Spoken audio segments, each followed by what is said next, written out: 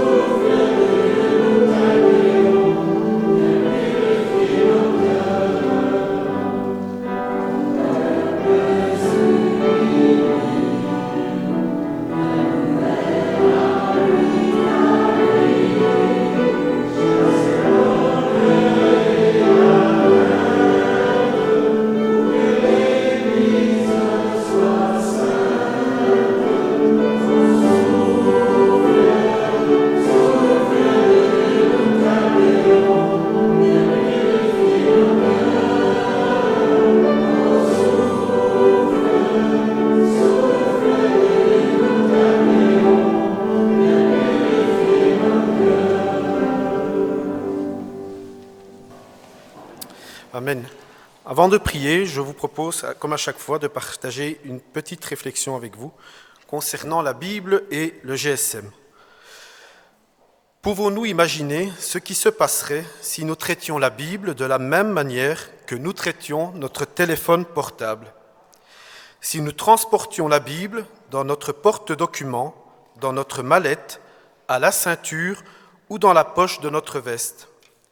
Si nous y jetions un coup d'œil plusieurs fois par jour, si nous retournions la rechercher quand nous l'avons oubliée à la maison ou au bureau, si nous l'utilisions pour envoyer des messages à nos amis, si nous la traitions comme si nous ne pouvions plus vivre sans elle, si nous l'offrions à nos enfants pour être toujours en contact avec eux, si nous l'emmenions en voyage au cas où nous aurions besoin d'aide ou de secours, si nous y mettions la main en cas d'urgence.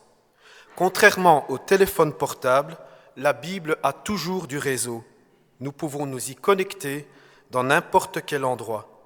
Et nous n'avons pas besoin de nous soucier du manque de crédit parce que Jésus a déjà payé le prix et les crédits sont illimités. Encore mieux, la communication n'est jamais coupée et la batterie est chargée pour la vie entière. Je vous propose de nous incliner dans la prière pour remettre le culte de ce matin dans le nom de notre Seigneur. Notre Dieu, notre Père, nous voulons te dire merci. Merci Seigneur, car tu nous permets de nous rassembler ce matin pour te louer, pour t'honorer, pour te célébrer, Seigneur. Nous voulons te dire merci pour ta présence parmi nous, dans les bons, Seigneur, dans les moins bons moments, Père Céleste. Merci pour ta fidélité. Notre Dieu, merci Seigneur, car ce matin, nous sommes tous réunis, Seigneur, avec les enfants, les ados, les jeunes, les adultes, les plus âgés, pour te célébrer, Éternel. Notre Dieu, je veux te remettre entre tes mains les personnes qui sont peu bien en santé pour que tu puisses les rétablir, Éternel. Les personnes, Seigneur, qui hésitent, Seigneur, pour revenir, Seigneur, dans ta maison. Nous voulons aussi te les remettre entre tes mains, car tu es notre bon berger, Père Céleste. Ramène les brebis vers le troupeau, Éternel. Notre Dieu, je veux te prier pour l'Église, pour l'unité de l'Église, pour que l'amour règne dans l'Église, Éternel. Merci, Seigneur, pour cette Église qui vit, pour la reprise des activités, Père Céleste. Notre Dieu, je veux te remettre aussi tous les enfants, les jeunes qui vont reprendre le chemin de l'école demain, Père Céleste. Que tu les gardes, que tu les protèges, que tu les bénisses, Éternel. Bénis aussi tous les enseignants qui vont s'occuper de nos enfants dès demain pour une année scolaire. Père Céleste, je veux te prier aussi pour le pasteur Sébastien Bartlam qui ce matin va nous apporter la parole. Que ce message fasse de l'effet dans le cœur de chacun et dans le mien, Éternel. Notre Dieu, je veux te prier aussi pour les églises, Éternel, pour les chrétiens persécutés, qui ce matin, Seigneur, encore vont se rassembler avec la crainte, la peur éternelle, que tu les inondes, Père Céleste, de ton amour et que tu leur donnes, Seigneur, ce courage éternel. Notre Dieu, nous voulons aussi te dire merci pour ton Fils Jésus, Père Céleste. Merci, Seigneur, pour la croix, Père Céleste, pour le tombeau. Merci aussi, Seigneur, pour la résurrection. Père Céleste, nous voulons te dire merci car notre Sauveur est vivant. Père Céleste, nous voulons aussi te dire merci pour ta parole, la Bible. Comme cela a été lu, Père Céleste, nous voulons rester connectés avec toi, Père Céleste, par ta parole éternelle. Apprends-nous, Seigneur, à lire chaque jour notre Bible, à la comprendre, Père Céleste. Merci, Seigneur, car nous avons besoin de cette nourriture spirituelle. Père Céleste, je veux te dire aussi merci, Seigneur, pour toutes les personnes qui, ce matin, œuvrent pour le culte, pour que celui-ci soit possible. Car chaque personne éternelle est importante à tes yeux. Nous pensons à l'équipe technique, vidéo. Nous te prions aussi pour les musiciens, les moniteurs de l'école du dimanche qui s'occupent de nos enfants, le personnel qui vient entretenir le bâtiment et tous les autres, Éternel. Merci, Seigneur, de les bénir. Notre Dieu, je veux aussi te prier pour nos enfants qui, dès le plus jeune âge, à l'école du dimanche, entendent ta parole, Éternel. Merci, Seigneur, car ta parole est vie, ta parole est vérité, Seigneur. Renouvelle nos forces encore à chacun de nous, Père Céleste, pour cette nouvelle saison. Que ton nom, Éternel, soit loué et glorifié.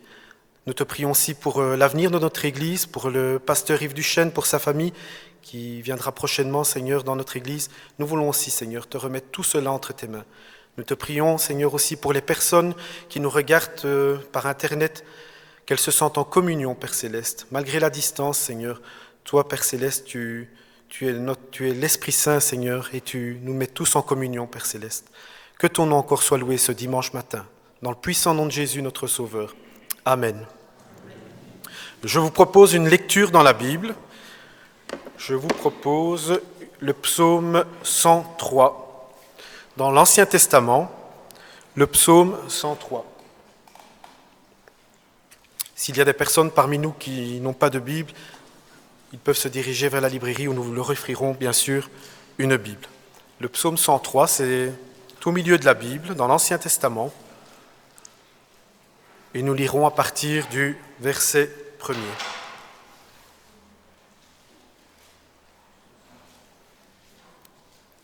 Psaume 103. Psaume de David. Mon âme bénit l'Éternel. Que tout ce qui est en moi bénisse son saint nom. Mon âme bénit l'Éternel et n'oublie aucun de ses bienfaits. C'est lui qui pardonne toutes tes iniquités, qui guérit toutes tes maladies. C'est lui qui délivre ta vie de la fosse, qui te couronne de bonté et de miséricorde.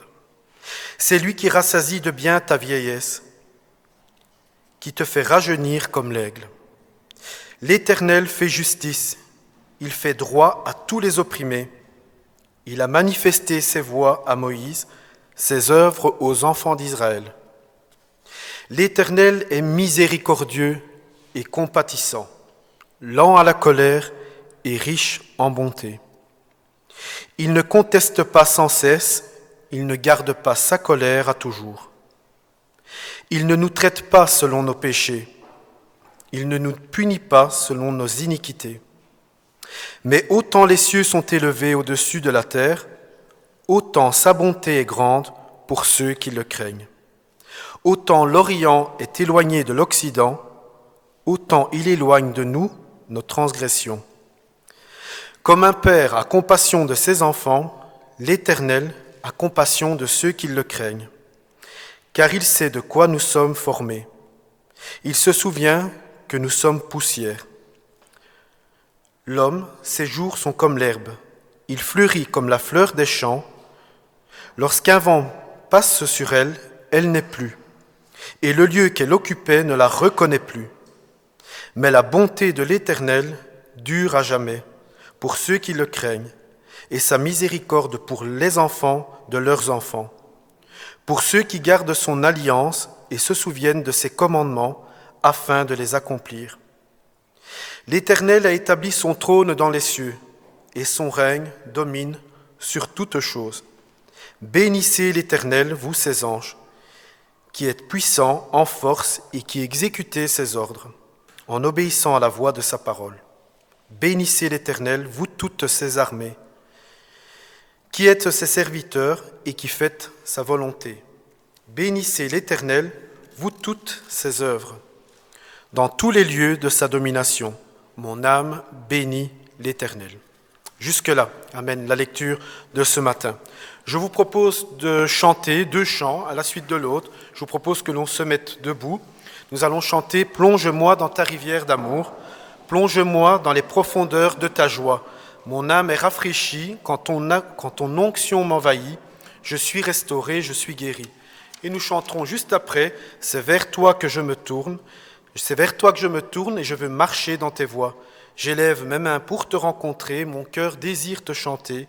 Seigneur, ô Seigneur, je veux te donner ma vie à jamais. » Et juste après, je laisserai la parole au pasteur Sébastien Martlam qui nous apportera le message ce matin.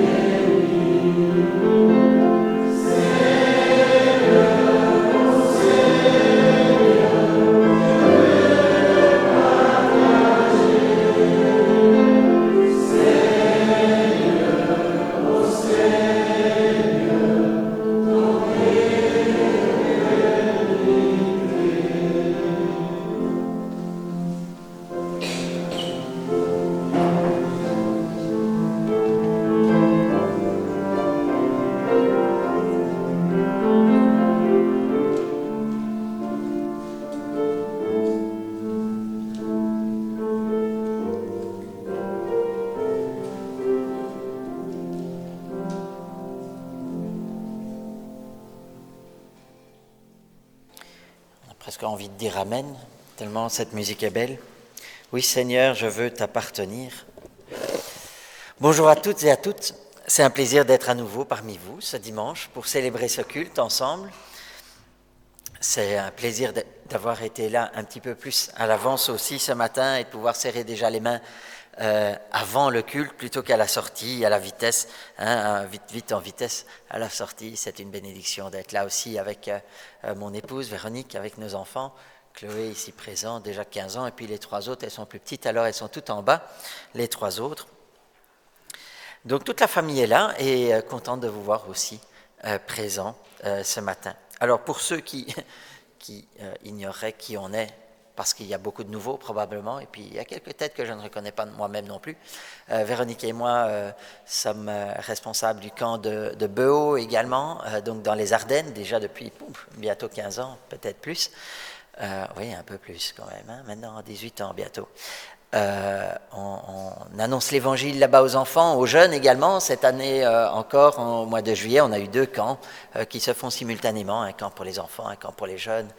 Et quelle joie encore d'avoir pu annoncer l'évangile à tous ces enfants et ces jeunes. Et puis, bien évidemment, il y a des camps à Limoges et à Genneval et à d'autres endroits où on fait tout aussi bien pour annoncer l'évangile. Donc, on vous encourage vraiment, si vous avez des enfants, à les inscrire dans ces différents camps. Et puis également, oui, pasteur à l'église de Malmedy, c'est une petite communauté, une vingtaine de membres, un peu plus parce que le pasteur a une famille nombreuse, donc on est un petit peu plus qu'une vingtaine tout de même. Et là également, c'est toujours un plaisir aussi pour nous, pour les paroissiens de l'église de Malmedy, de suivre ce qui se fait à Charleroi. J'ai déjà dit à plusieurs reprises à certains d'entre eux, mais vas-y, va à Charleroi, viens voir par toi-même l'église de Charleroi, parce qu'ils en entendent parler quand je vous visite, et puis ils entendent également parler de vous à travers les vidéos, à travers le site internet. Donc, et puis on a eu votre visite il y a déjà de nombreuses années, hein, trop nombreuses années, et c'était à la même période d'ailleurs, parce que c'était un samedi que vous nous aviez visité, en plein pendant les courses de Francorchamps, et vous aviez eu un fameux retard. Et j'espère en tout cas que le pasteur qui me remplace ce matin aura eu plus de chance et que le Seigneur l'aura conduit jusqu'à l'église à l'heure. Voilà donc un petit peu qui je suis, d'où je viens, enfant de l'église on pourrait dire, puisque j'ai été membre ici pendant de nombreuses années, et puis avec Véronique on a également fait nos stages pastoraux ici. Mais assez parlé de moi. Parlons de la Bible, parce que c'est pour cela qu'on est venu. On est venu pour entendre la parole de Dieu. Alors je vous invite à prendre dans l'Ancien Testament le livre de Ruth. Et je pense que c'est la première fois, probablement, que je prêche sur ce sujet un dimanche. On a déjà fait cela en études bibliques.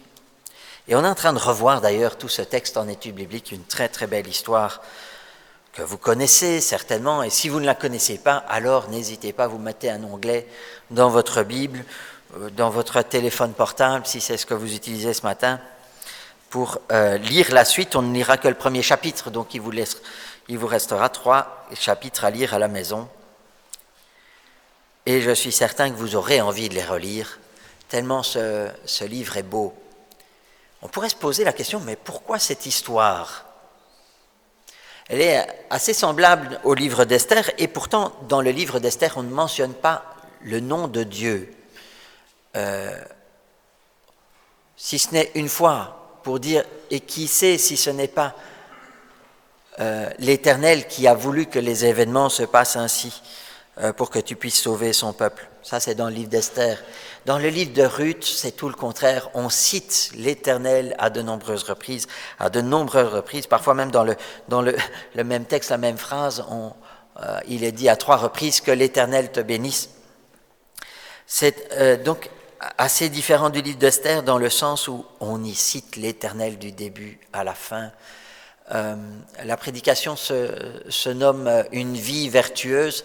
J'ai mis une vie plutôt qu'une femme vertueuse parce que j'espère bien que les hommes vont écouter aussi et qu'ils vont prendre exemple sur Ruth, car elle est un exemple pour nous tous. Et non seulement Ruth, mais également Boz ou Boaz, ça dépend de la traduction que vous avez sous les yeux, Bose qui la prendra pour femme, qui sera son époux, qui lui aussi est un exemple de vertu. On a 2 exemples de vertu dans cette histoire, mais attardons-nous vraiment sur la vie de Ruth et sur son témoignage. Alors, si on en parle avant de lire, c'est également parce que ce n'est pas n'importe qui. Vous savez probablement qu'elle figure dans la généalogie de Jésus-Christ. Donc, elle figure également dans la généalogie de David. Elle est son arrière-grand-mère. Et c'est probablement donc à l'époque où David est roi que l'on écrit l'histoire de sa parenté. On aimerait bien savoir d'où il vient, qui est sa famille, qui l'a élevé. Et ce témoignage nous est donc donné de son arrière-grand-mère. À l'époque des juges, il y eut une famine dans le pays. Ruth, chapitre 1, verset 1. Un homme de Bethléem, de Juda, partit avec sa femme et ses 2 fils s'installer dans le pays de Moab. Le nom de cet homme était Élimélec, celui de sa femme Naomi, ou Noémie, ça dépend les versions là de nouveau. Et ses 2 fils s'appelaient Machlon et Kilion. Ils étaient Éphratiens de Bethléem en Juda. Arrivés au pays de Moab, ils s'y établirent. Élimélec, le mari de Naomi, mourut et elle resta avec ses 2 fils. Ils prirent des femmes moabites, l'une s'appelait Orpa, l'autre Ruth, et ils habitèrent là environ 10 ans. Machlon et Kilion moururent aussi, tous les 2, et Naomi resta privée de ses 2 fils et de son mari. Alors elle se leva, elle et ses belles-filles, afin de quitter le pays de Moab. En effet, elle y avait appris que l'Éternel était intervenu en faveur de son peuple et lui avait donné du pain. Elle partit de l'endroit où elle habitait, accompagnée de ses 2 belles-filles, et elle se mit en route pour retourner dans le pays de Juda. Naomi dit à ses 2 belles-filles, « Allez-y, retournez chacune dans la famille de votre mère, que l'Éternel agisse avec bonté envers vous, comme vous l'avez fait envers moi, envers ceux qui sont morts et envers moi. Que l'Éternel fasse trouver à chacune du repos dans la maison d'un mari. » Puis elle les embrassa. Elles se mirent à pleurer tout haut et lui dirent, « Non, nous irons avec toi vers ton peuple. » Naomi dit, « Retournez chez vous, mes filles. Pourquoi viendriez-vous avec moi? Suis-je encore en état d'avoir des fils qui puissent devenir vos maris? Retournez chez vous, mes filles. Allez-y. Je suis trop vieille pour me remarier. Et même si je disais j'ai de l'espérance, même si cette nuit j'étais avec un homme et que je mette au monde des fils, attendriez-vous pour cela qu'ils aient grandi? Refuseriez-vous pour cela de vous marier? Non, mes filles, car à cause de vous, je suis dans une grande amertume, parce que l'Éternel est intervenu contre moi. » Elles se remirent à pleurer tout haut. Orpa embrassa sa belle-mère, mais Ruth resta attachée. Naomi dit à Ruth, « Mais tu vois ta belle-sœur, elle est retournée vers son peuple et vers ses dieux, retourne chez toi comme elle. » Ruth répondit, « Ne me pousse pas à te laisser, à repartir loin de toi. Où tu iras, j'irai. Où tu habiteras, j'habiterai. Ton peuple sera mon peuple, ton Dieu sera mon Dieu. Où tu mourras, je mourrai et j'y serai enterré. Que l'Éternel me traite avec la plus grande sévérité, si autre chose que la mort me sépare de toi. » La voyant décidée à l'accompagner, Naomi cessa d'insister auprès d'elle. Elles firent ensemble le voyage jusqu'à leur arrivée à Bethléem. Lorsqu'elles entrèrent dans Bethléem, toute la ville fut dans l'agitation à cause d'elles. Les femmes disaient, « Mais est-ce bien là Naomi ?» Et elle leur répondit, « Ne m'appelez plus Naomi, appelez-moi Mara, car le Tout-Puissant m'a rempli d'amertume. J'étais dans l'abondance à mon départ et l'Éternel m'a ramené les mains vides. Pourquoi m'appelleriez-vous Naomi, après que l'Éternel s'est prononcé contre moi, après que le Tout-Puissant ait provoqué mon malheur? » C'est ainsi que Naomi et sa belle-fille, Ruth, la Moabite, revinrent du pays de Moab. Elles arrivèrent à Bethléem au début de la moisson de l'orge. Quelle belle histoire, hein? Quelle belle histoire de fidélité, de vertu aussi. Qu'est-ce que la vertu? aujourd'hui? Qu'est-ce que l'honnêteté aujourd'hui dans le monde qui nous entoure?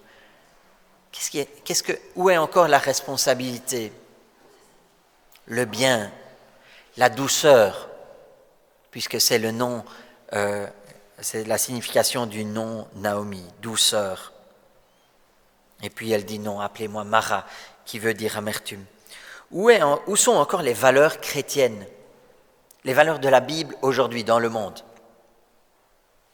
Encore hier, quelqu'un me disait, oh mais s'il les oublie, si l'entrepreneur oublie de reprendre ses matériaux, ben, moi je ne lui dirai rien, je les garderai, j'en ferai usage. Mais où est l'honnêteté là derrière? Oui, il peut être tentant de se laisser conduire par l'esprit du monde. Et à l'époque des juges, c'est ce que l'on découvre en lisant le livre des juges. À cette époque-là, on est environ un millénaire, donc 1000 ans avant Jésus-Christ. L'histoire se déroule il y a plus de 3000 ans. Quelle belle histoire dont on peut encore tirer enseignement aujourd'hui. Et à cette époque-là, le livre des juges nous dit que le peuple d'Israël vient à l'Éternel quand ils sont dans le malheur, quand ils sont dans la famine. Et là, ils venaient de traverser une famine, alors ils s'étaient rapprochés du Seigneur. Et puis le Seigneur a pitié de son peuple, il a compassion. Et ils sont à nouveau dans l'abondance. Et que font-ils? Ils s'éloignent à nouveau du Seigneur. Ils s'éloignent de Dieu pour adorer les idoles, pour embrasser les coutumes des peuples qui les environnent. Et nous, en tant que chrétiens, on serait tentés de faire la même chose, d'être influencés par la culture, par le monde dans lequel on habite.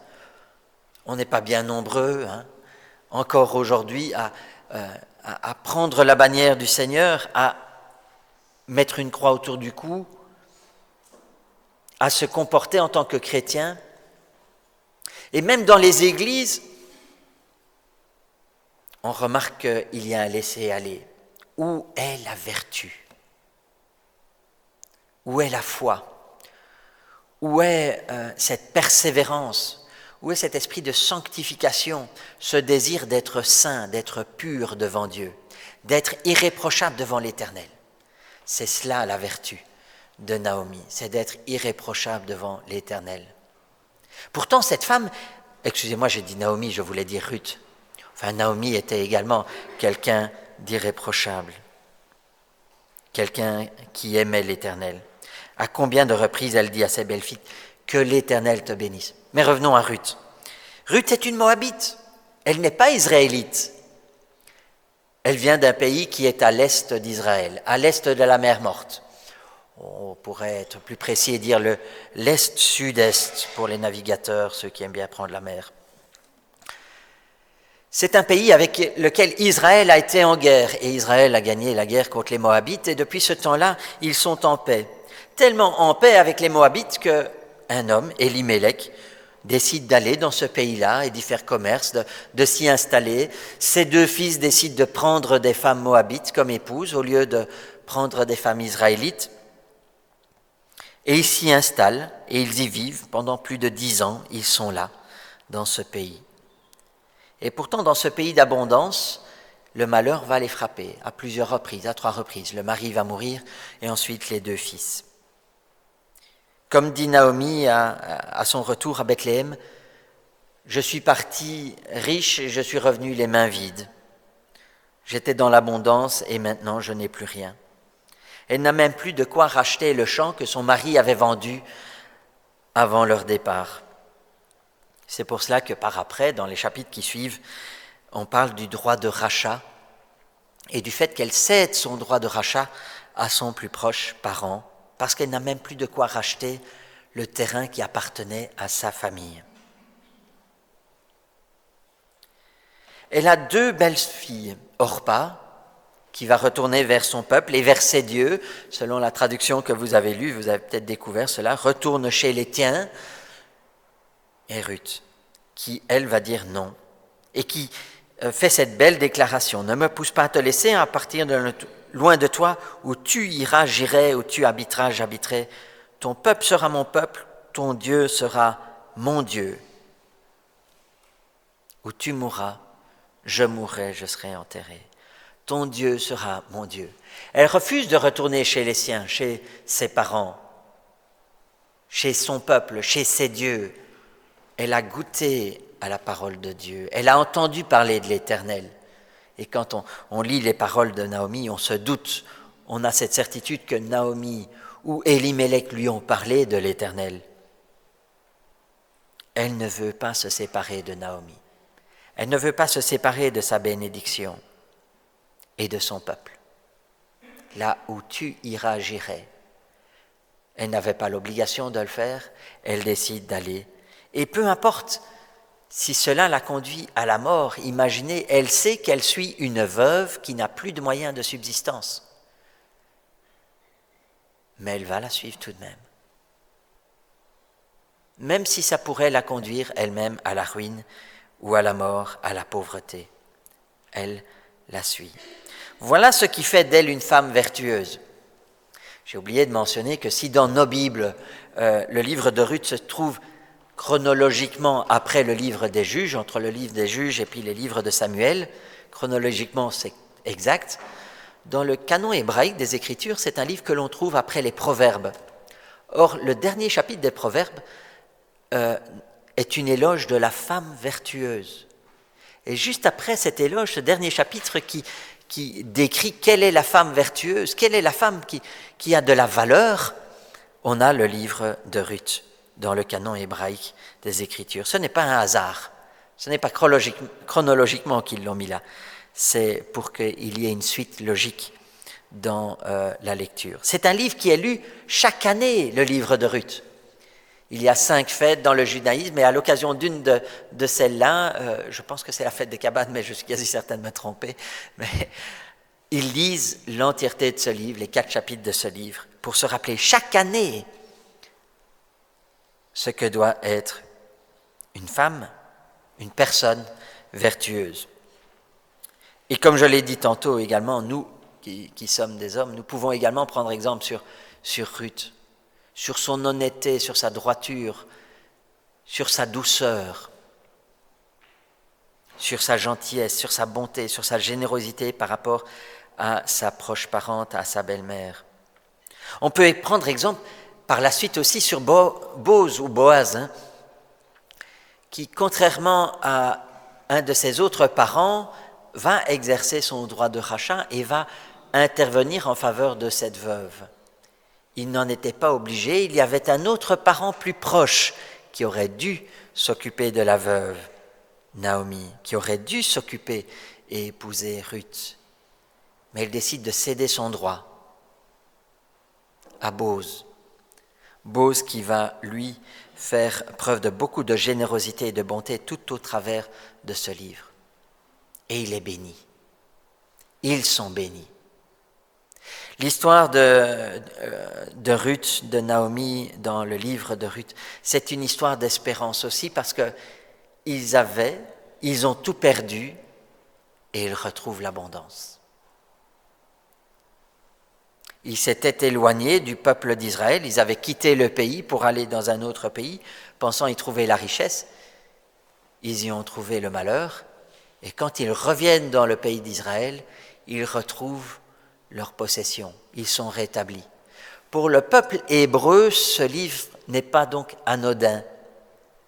Et le choix de sa lecture aussi est là pour rappeler à ceux qui sont israélites, à ceux qui sont hébreux, juifs, revenez en Israël, revenez en terre promise, revenez dans la terre que Dieu vous a donnée, parce que c'est là que se trouve la bénédiction, bien évidemment.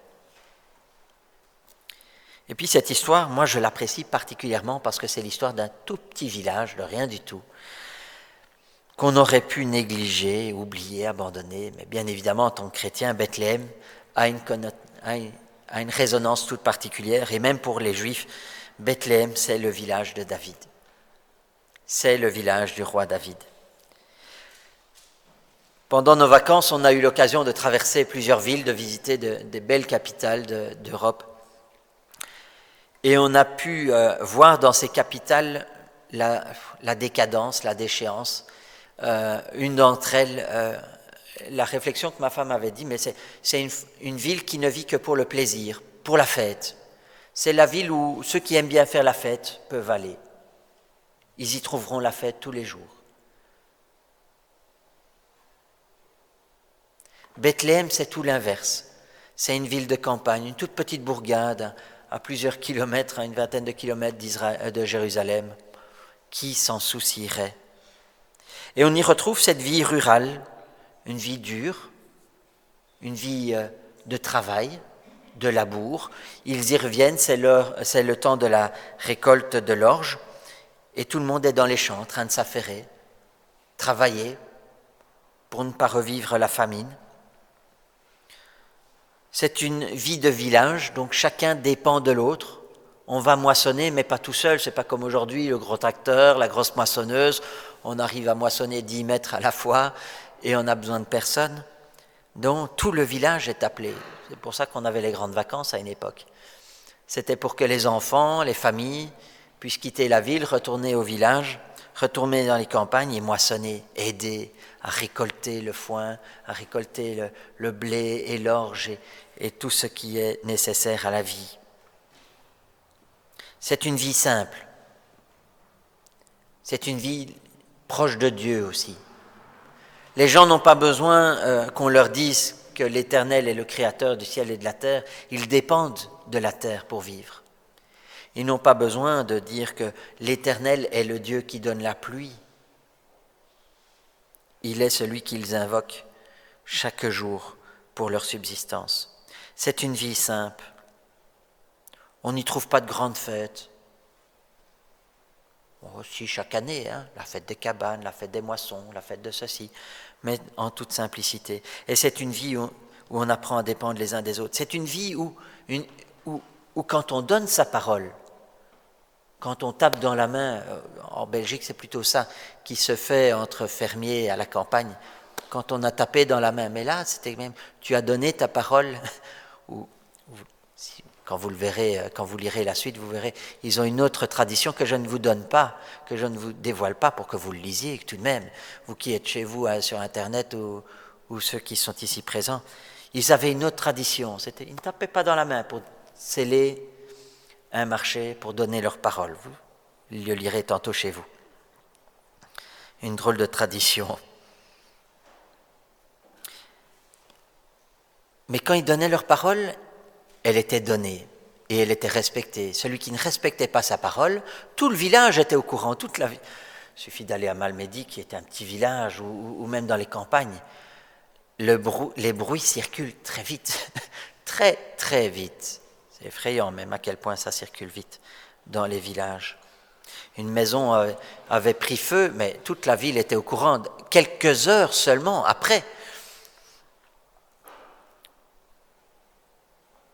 C'est une vie où celui qui est malhonnête n'arrive pas à vivre, à trouver du travail. Celui qui est orgueilleux, on ne lui donne pas non plus du travail. On ne l'appelle pas.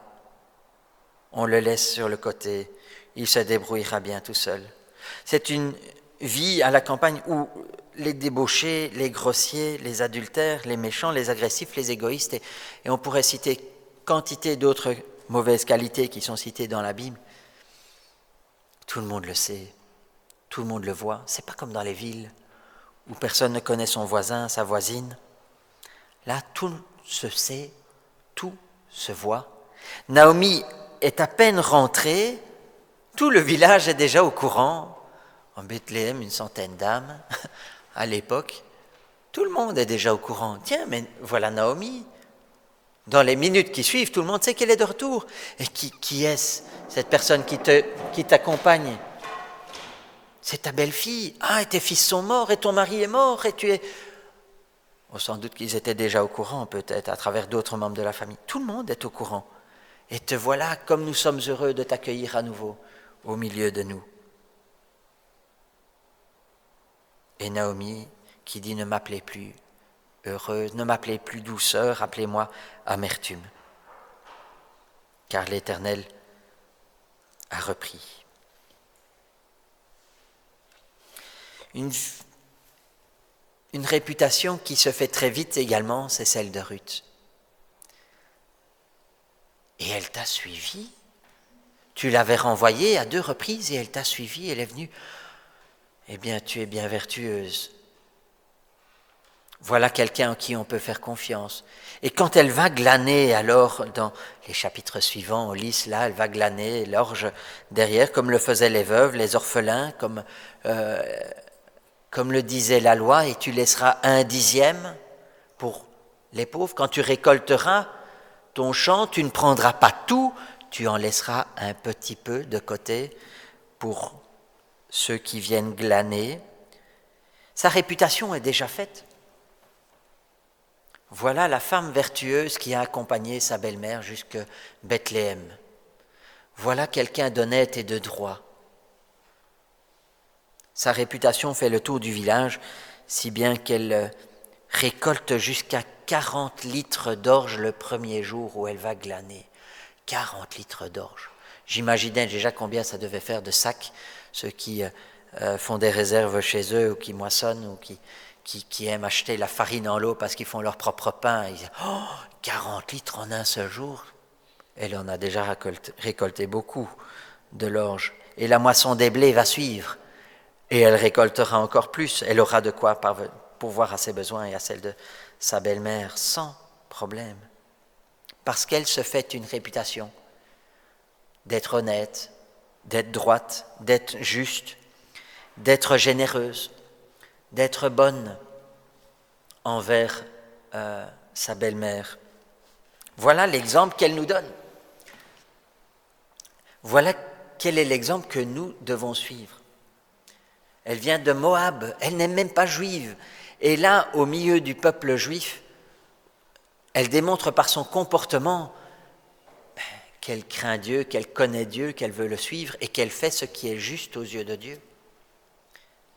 Vous vous rappelez certainement des 2 commandements les plus importants. Tu aimeras le Seigneur ton Dieu de tout ton cœur, de toute ton âme, de toute ta pensée.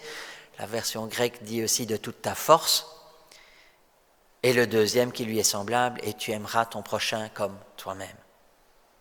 Elle démontre qu'elle connaît ce commandement et qu'elle l'applique. L'apôtre Paul, dans son épître aux Romains, disait lorsque des non-juifs, lorsque des païens démontrent par leur attitude que lorsqu'ils font ce qui est juste, ils démontrent par leurs actes que la loi de Dieu est inscrite dans leur cœur. L'épître de Jacques nous dit aussi que, vous connaissez certainement également cette pensée, mais montre-moi ta foi par tes œuvres et moi, par mes actes, je te montrerai ma foi. Montrant que tant dans l'Ancien que dans le Nouveau Testament, il est beau de brandir sa foi. Il est beau de brandir sa Bible ou sa croix ou peu importe son signe d'appartenance religieuse. Mais à quoi cela sert d'avoir même la foi si aucune œuvre ne l'accompagne? Même le Christ dira, mais tout arbre se reconnaîtra à son fruit. Et un arbre qui ne porte pas de fruit est coupé et jeté au feu. Dans l'église de Malmedy, on a lu dernièrement toute l'Apocalypse. Et à travers toute l'Apocalypse, une chose est surprenante, c'est que même les œuvres comptent pour le salut. Je dis ça avec beaucoup de prudence. Je connais les piliers, les fondamentaux du protestantisme. La foi seule, et seulement par la foi sommes-nous sauvés. Mais comme le dit l'Épître de Jacques, et comme le dit l'Apocalypse, et comme le dit le Christ, mais si cette foi ne porte pas de fruit, elle est morte, elle est sans effet, elle est inutile. Moi j'aime dire, au lieu de dire elle est morte, parce que dire qu'elle est morte suppose qu'elle a été vivante à un moment, je préfère dire elle est inexistante. Elle n'a jamais existé, en fait. C'est une foi du bout des lèvres, mais elle n'est pas dans le cœur. Elle ne vient pas du cœur. L'exemple de Ruth, de Naomi, nous montre l'importance, non pas uniquement de dire que nous sommes chrétiens, mais de mettre cette foi en œuvre et en pratique, de vivre la vie vertueuse à laquelle nous avons été appelés. Jésus-Christ a dit « Je suis le chemin, la vérité et la vie, nul ne vient à Dieu que par moi ». La première partie de ce qu'il dit, c'est « Je suis le chemin ». Et un chemin, ça se suit, ça se parcourt, ça se marche. Ça ne se regarde pas bêtement. Ah, on était en Suisse, dans les montagnes, avec mon épouse, lors d'un déplacement, et on voyait toutes ces montagnes, et ma femme me disait « Ah, comme j'aimerais marcher là-haut !» Et moi, je lui réponds « Mais je vois très bien les montagnes d'où je suis !» Un frère m'a dit « Il faut que tu fasses du sport pour éliminer le sucre. » Et je vais devoir retourner probablement dans ces montagnes, mais vous savez, quand vous êtes au pied de cette montagne, c'est intimidant. Vous avez cette montagne qui monte et qui monte et qui monte et qui vous dépasse de près d'1 kilomètre de haut. L'obstacle semble infranchissable. Il ne suffit pas de regarder le chemin. Il ne suffit pas de regarder sa Bible, ou même de la lire. Il ne suffit pas de la lire.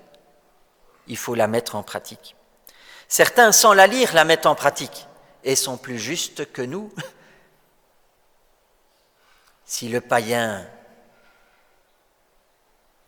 démontre par ses œuvres que la loi est inscrite dans son cœur, mais qui est plus vertueux, lui ou moi? Lui ou moi?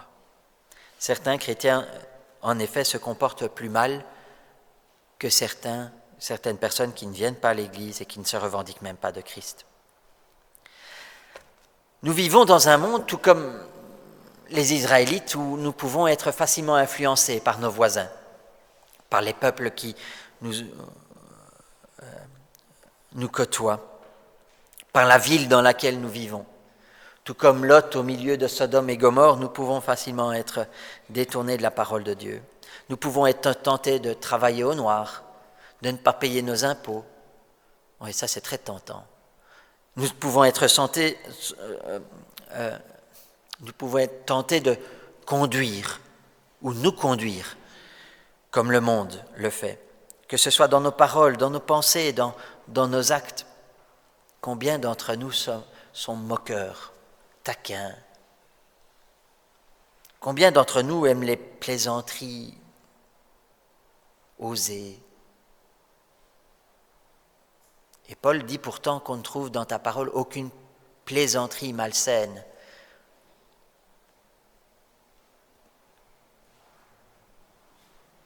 La parole de Dieu, Ancien, Nouveau Testament, nous invite à mener une vie juste, une vie sainte, une vie vertueuse. Elle nous donne pour cela tant de conseils à travers les proverbes, à travers les exemples et les mauvais exemples également, dans la parole. Dans le livre de Ruth, nous avons plusieurs bons exemples. Ruth, Bose sont des exemples de vie vertueuse. Nous avons Orpa, la belle-sœur, qui, elle, va retourner auprès de ses dieux, auprès de sa famille, trouver un autre mari. Nous avons un autre proche parent dont on ne mentionne pas le nom, qui, lui, va abandonner son droit de rachat dès le moment où il apprend que « Ah oui, mais alors tu dois prendre Ruth la Moabite, la non-juive, comme épouse si tu exerces ton droit de rachat. » Ah non, alors non. Non, tu peux avoir le champ et tu peux avoir la femme alors. Et la belle-mère. Combien d'entre nous n'appliquons pas la parole de Dieu? Tu aimeras ton Dieu de tout ton cœur, de toute ton âme, de toute ta force. Et ton prochain comme toi-même. Et ton prochain, c'est ton beau-père, ta belle-mère, c'est ta belle-fille, ton beau-fils, c'est ta sœur, ton frère, ton père, ta mère, ton voisin, ton cousin, ta cousine, etc., etc. Ton collègue, ton patron, tes employés, tes ouvriers. Quel exemple est-ce que tu leur donnes? Est-ce que tes employés, tes ouvriers savent comment tu as acquis ta richesse? Savent-ils que c'est en passant des contrats malhonnêtes, en payant des pots de vin? Ou est-ce que c'est au contraire en gardant une bonne réputation? Il y a encore 50, 100 ans, on va dire au siècle passé, ça sera plus simple, la vertu était importante, l'honnêteté était importante. Aujourd'hui, au travail, ce ne sont plus vraiment les valeurs qui sont mises en avant. Si vous voyez un défaut dans une pièce que vous fabriquez à l'usine ou que ce soit dans un produit que vous vendez ou quoi que ce soit pour votre patron, on ne le dira pas au client, on ne le montrera pas. Les techniques commerciales et de marketing aujourd'hui poussent à mettre en avant les valeurs, les qualités du produit, mais certainement pas les défauts, ça se comprend. Et pourtant, de l'honnêteté, ça paye également. C'est important également. Et nous, là-dedans, est-ce que nous sommes comme ces produits qui sont, dont on fait la publicité dans les magasins, où on fait de belles promesses, l'étiquette est belle, mais quand on ouvre la bouteille, ouais, le vin n'est pas si bon que ça. Le parfum ne sent pas si bon que ça. Quel est le parfum de la vie que nous dégageons finalement? Est-ce que c'est la douceur comme Naomi? Est-ce que c'est la générosité comme Bose? Est-ce que c'est la fidélité comme la vie de Ruth? Et quelle récompense elle va avoir pour sa fidélité? Se retrouver dans la généalogie du roi David, c'est déjà quelque chose. Être son arrière-grand-mère, quelle fierté, si elle était toujours vivante à ce moment-là seulement. Mais de savoir de là-haut qu'elle est également la descendante du Messie, du Fils de Dieu, Dieu fait homme, quel privilège aussi, quelle humilité cela nous donne aussi à chacun, à chacune. Quel est le parfum que je dégage dans ma vie, dans mes paroles, dans mes actes, dans mes gestes? On a une expression en anglais qui dit « You gotta walk the talk ». Et je vais vous la traduire dans un instant, rassurez-vous. Mais ça, je reviens sur Jean 14, verset 6, où Jésus dit « Je suis le chemin, la vérité et la vie ». Je dois marcher le chemin. Je ne dois pas juste parler du chemin, je ne dois pas dire le chemin il est par là. Ah, vous voulez aller au paradis? Ah, mais je connais le chemin. Il ne suffit pas de connaître le chemin, il faut aussi le parcourir, le marcher. Étroit est le chemin qui mène à la vie éternelle, c'est vrai. Large est le chemin qui mène à la perdition, nous dit Jésus-Christ. Alors marchons ce chemin ensemble, soutenons-nous les uns les autres, on n'est pas là non plus pour dire « Oh, t'as vu celui-là » et « T'as vu que… » On n'est pas là pour nous critiquer les uns les autres, mais au contraire pour nous encourager sur ce chemin. Parce qu'il y a des pierres d'achoppement, il y a des épreuves et des malheurs qui nous touchent les uns les autres, petits et grands. En tant qu'Église, famille de Dieu, nous sommes là aussi pour nous soutenir sur ce chemin, nous encourager. Un tel ne vient plus à l'Église depuis plusieurs semaines, appelons-le. N'attendez pas que le pasteur et les anciens le fassent, faites-le vous aussi. Appelez-le. Quelqu'un est coincé derrière son écran d'ordinateur. J'ai déjà fait ça la dernière fois, je sais. Je ne demanderai pas quelle caméra il faut regarder ce dimanche. Appelez-le. Écoute, ta présence nous manque.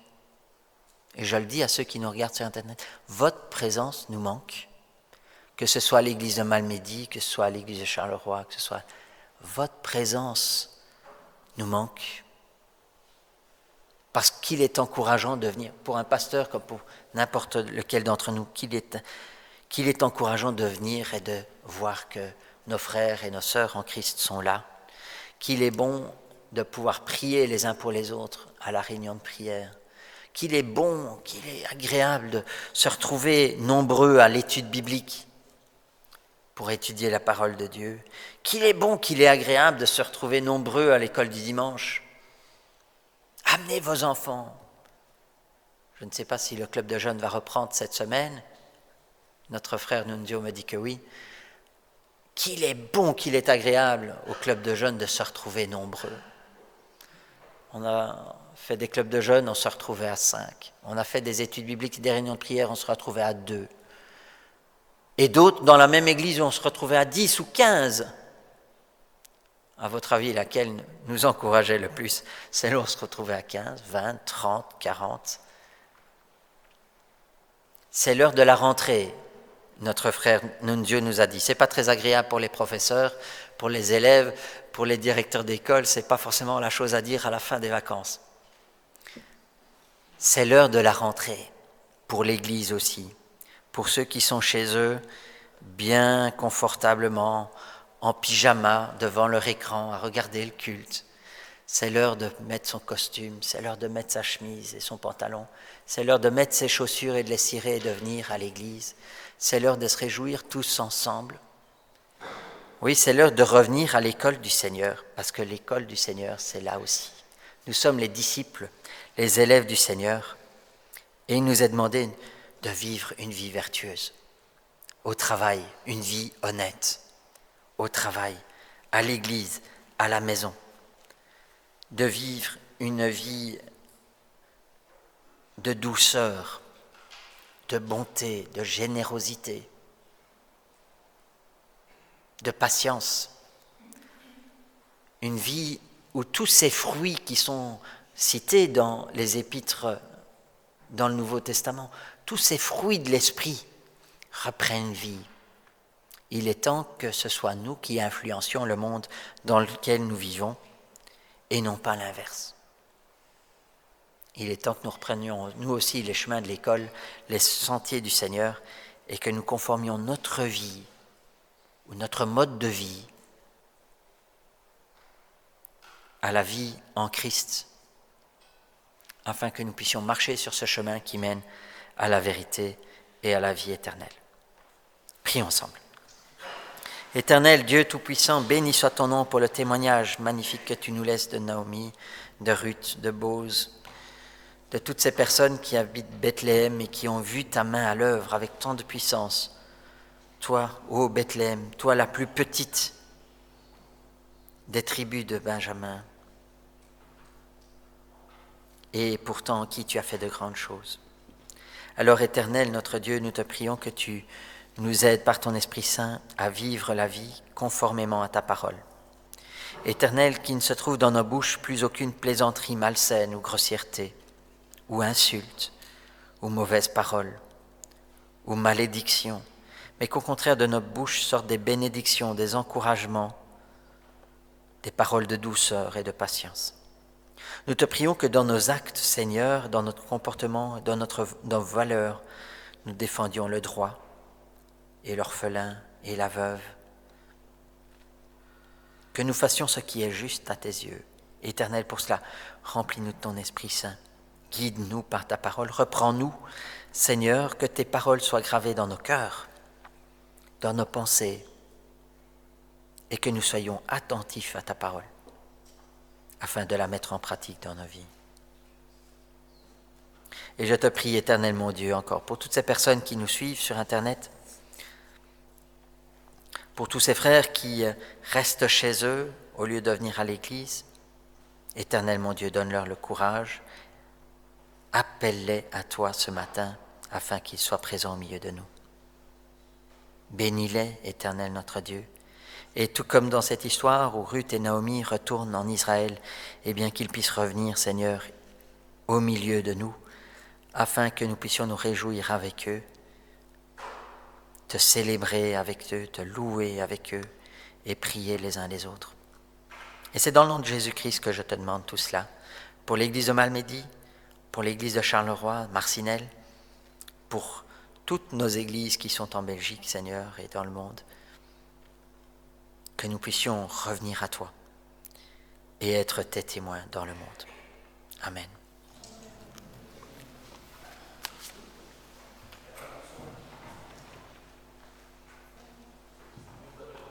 Traduction, voir de temps, marche le chemin. Voilà, je voudrais remercier le pasteur Sébastien Bartlam pour ce message. Cela me rappelle aussi que moi, dès le plus jeune âge, à l'école du dimanche, les moniteurs m'ont aussi enseigné l'histoire de Ruth. Et puis nous aussi, nous l'avons transmis à l'école du dimanche aux enfants des Amis du Samedi. Voilà, merci à lui de nous avoir fait redécouvrir ou découvrir cette histoire de Ruth. Et si vous voulez en savoir davantage, n'hésitez pas à lire les 4 chapitres de l'histoire de Ruth dans l'Ancien Testament et aussi de l'expliquer aux enfants. Merci aussi à lui pour le rappel aussi de ses valeurs aussi bibliques. Merci Seigneur aussi de, comme l'a dit le pasteur, de prendre des nouvelles, de communiquer entre nous, de dialoguer entre nous, de prendre des nouvelles des personnes que l'on voit moins, qui sont absentes, qui sont malades. Un petit coup de fil, un petit SMS, ça fait toujours plaisir de savoir que nos frères et sœurs de la communauté pensent à nous. Et tout ce que je dis ici, je me l'applique aussi à moi-même, vous savez. Prenons le temps de parler, de dialoguer entre nous. Il fait bon pour le moment, donc nous pouvons, avant de quitter le culte et de retourner dans nos maisons, de parler entre nous, de prendre des nouvelles, d'accueillir les nouvelles personnes aussi, d'aller vers les nouveaux, pas toujours facile non plus. Peut-être que certains derrière leur écran hésitent à venir à l'église en se disant je ne connais personne, comment je vais être accueilli. C'est aussi notre rôle, chers frères et sœurs, d'accueillir les nouvelles personnes. Soyons une église ouverte et pas un club fermé. Nous devons vraiment avoir cet esprit d'ouverture aussi vers l'extérieur, comme le Seigneur nous le demande, de l'avoir de l'amour pour chacun d'entre nous. Nous allons aussi bientôt reprendre le service café. C'est aussi un moyen comme un autre, après le culte, de mieux se connaître, de faire connaissance. S'il y a des nouvelles personnes qu'on ne connaît pas. Et c'est aussi un moyen, comme je l'ai dit, de faire connaissance, de communiquer. Je pense que la communication est importante aussi dans l'Église. Voilà, merci au pasteur pour ce message édifiant. Je voudrais maintenant poursuivre le culte en chantant un chant. Rédempteur du monde, Jésus, Fils de Dieu, ta joie et ta paix m'inondent, toi l'agneau venu des cieux.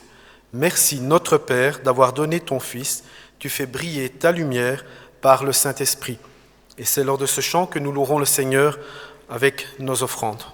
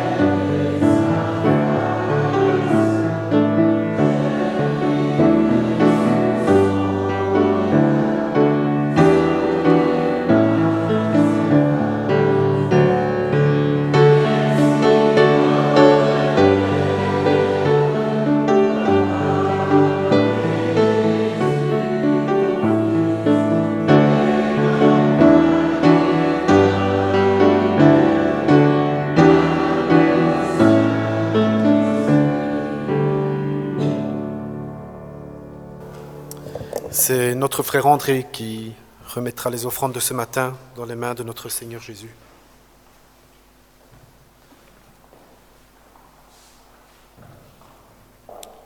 Seigneur notre Dieu, nous voulons te remercier pour ta parole qui est la vérité et pour le message de ce matin. Nous te demandons, Seigneur, que par ton esprit, tu nous aides chacun à le mettre en pratique et que nous puissions ainsi briller comme des flambeaux dans ce monde de ténèbres, Seigneur. Et ce matin, nous t'apportons l'offrande, te demandons sur elle ta bénédiction, qu'elle puisse servir à la propagation de l'Évangile à travers le monde et au soulagement de la misère au travers de l'œuvre missionnaire. Te demandons de bénir cette offrande au nom du Seigneur Jésus.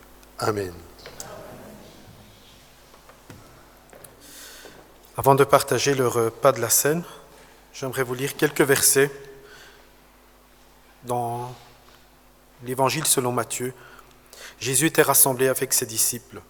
Pendant qu'ils mangeaient, Jésus prit du pain et après avoir rendu grâce, il le rompit et le donna aux disciples en disant « Prenez, ceci est mon sang. Ceci est mon sang, buvez-en tous. Car ceci est mon sang, le sang de l'alliance qui est répandu pour plusieurs pour la rémission de péchés. Après, il prit du pain, et après avoir rendu grâce, il le rompit, il dit aux disciples, « Mangez, ceci est mon corps.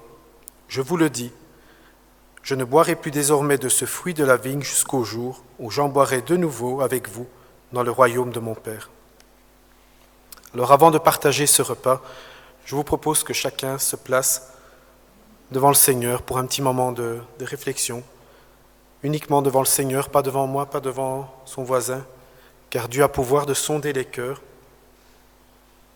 et que chacun prenne ce moment pour se placer devant le Seigneur Jésus.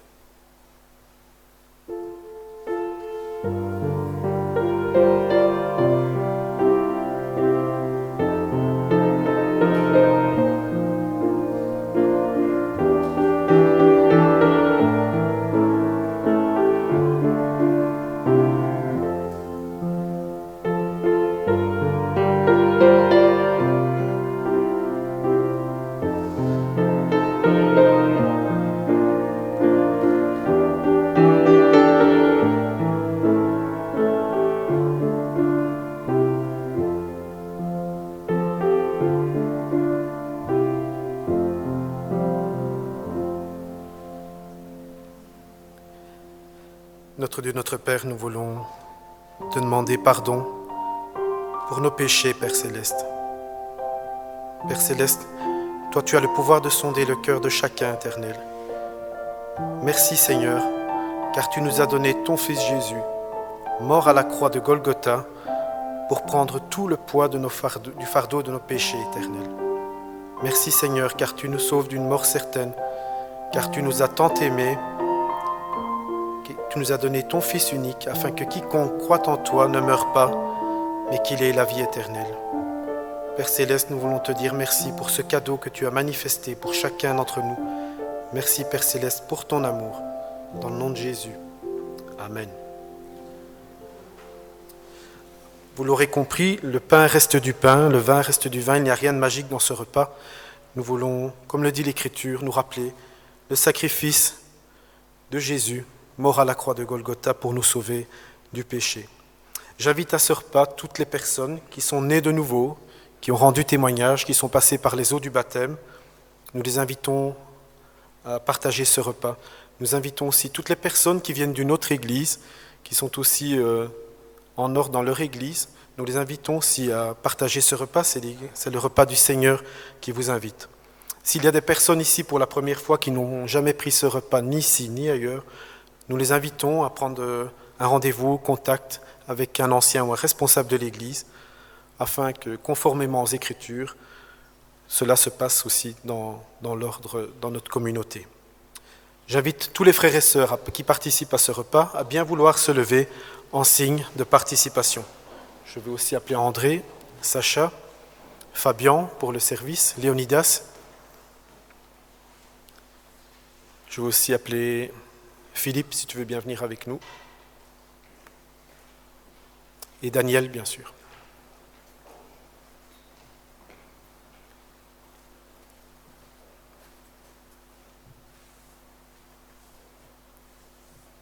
Je vais demander à Sacha de bien vouloir prier pour le pain que nous mangerons. Et je vais demander à Philippe de prier pour le vin que nous boirons. Oui Seigneur, devant toi nous ne pouvons que nous humilier, nous ne sommes rien. Mais toi, dans ton grand amour, tu as autorisé de sacrifier ton Fils sur la croix pour mourir pour nos fautes et nos péchés. Merci Seigneur parce que tu n'es pas mort sur la croix mais tu es ressuscité. Et par ton sacrifice nous avons droit à la gloire éternelle. Nous t'en remercions au nom de ton Fils bien-aimé. Amen.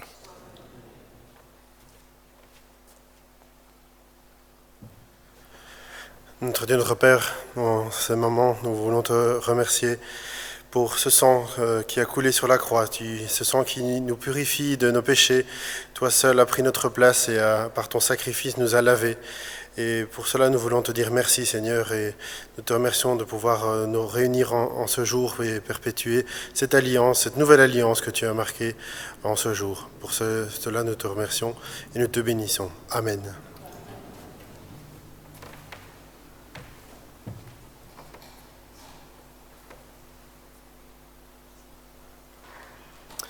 Pendant que nous prenons le pain et le vin, je vous propose de chanter « Mon Dieu, par quel amour ».